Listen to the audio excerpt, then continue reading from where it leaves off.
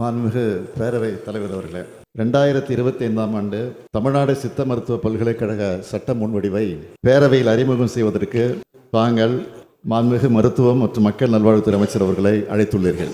இச்சட்ட முன்வடிவு சம்பந்தமான ஒரு செய்தியை பேரவையின் முன் வைக்கிறேன். தமிழ்நாடு சித்த மருத்துவ பல்கலைக்கழக சட்ட வடிவமானது நிதி சட்ட முன்வடிவு என்கிற வகைப்பாட்டில் வருகின்ற காரணத்தால் இச்சட்ட முன்வடிவினை பேரவையில் ஆய்வு செய்வதற்கு அரசமைப்பு சட்டம் கூறு 207(3) கீழ் மாண்புமிகு ஆளுநர் அவர்களின் பரிந்துரை பெறப்பட வேண்டும். பொதுமக்களின் கருத்தை அறிந்து வரப்பெற்ற கோரிக்கைகளை கவனத்தில் கொண்டு மக்களாட்சியின் ஒரு தூணாக கருதப்படும் நிர்வாகத்தால் மக்கள் நல்வாழ்வுத்துறையால் வரைவு சட்ட முன்வடிவு தயாரிக்கப்பட்டு சட்டத்துறையால் சரிபார்க்கப்பட்டு மாண்புமிகு மக்கள் நல்வாழ்வுத்துறை அமைச்சர் அவர்களால் பல கட்டங்களில் பரிசீலிக்கப்பட்டு மேற்காணும் சட்ட முன்வடிவின் அச்சடிக்கப்பட்ட பிரதி மாண்புமிகு ஆளுநருக்கு இணைத்து அனுப்பப்பட்டது. ஆனால் மாண்புமிகு ஆளுநர் அவர்கள் அரசமைப்பு சட்டத்தின்படி பின்பற்றப்பட்டு வந்த வழக்கமான நடைமுறையை பின்பற்றாமல் இச்சட்ட முன்வடிவில் உள்ள சில பிரிவுகள் குறித்து தங்களுடைய கருத்தை தெரிவித்து அந்த கருத்துக்கள் இச்சட்ட முன்வடிவு பேரவையில் அறிமுகப்படுத்தப்படக்கூடிய நிலையில் பேரவை உறுப்பினருடைய கவனத்திற்கு கொண்டு வரப்பட வேண்டும் என்று தன்னுடைய செய்தியில் குறிப்பிட்டுள்ளார்கள். இது அரசியல் சட்டத்திற்கும் நமது சட்டப்பேரவை விதிமுறைகளுக்கும் முரணானது. ஒரு சட்ட முன்வடிவு பேரவையில் விவாதிக்கப்படுகையில் மக்களால் தேர்ந்தெடுக்கப்பட்ட பேரவை உறுப்பினர்களுக்கு மட்டுமே அதில் திருத்தங்களை முன்மொழியவும் அதற்கான விளக்கங்களை ஏற்றுக்கொள்ளப்பட்டால் திருத்தங்களை திரும்ப பெறவும் இல்லையெனில் வாக்கெடுப்பை கோரவும் அதிகாரம் உள்ளது.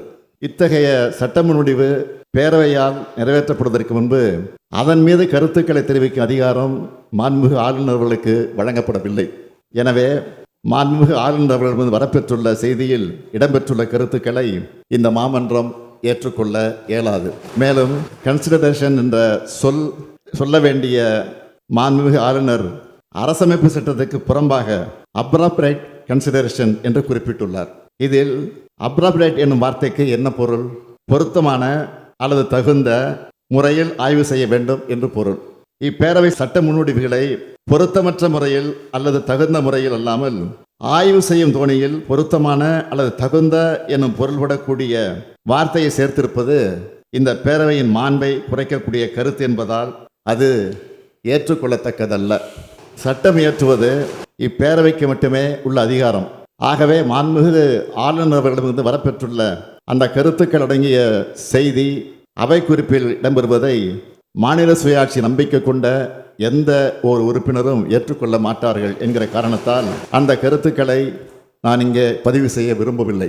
எனவே 2025ஆம் ஆண்டு தமிழ்நாடு சித்த மருத்துவ பல்கலைக்கழக சட்ட முன்வடிவை பேரவையில் ஆய்வு செய்வதற்கு மாண்புமிகு ஆளுநர் அவர் அனுப்பியுள்ள செய்தியில் மெசேஜ் இருக்கக்கூடிய அவரின் கருத்துக்கள் மற்றும் பேரவையின் மாண்பை குறைக்கக்கூடிய அந்த வார்த்தை அடங்கிய பகுதிகளை இப்பேரவை நிராகரிக்கிறது.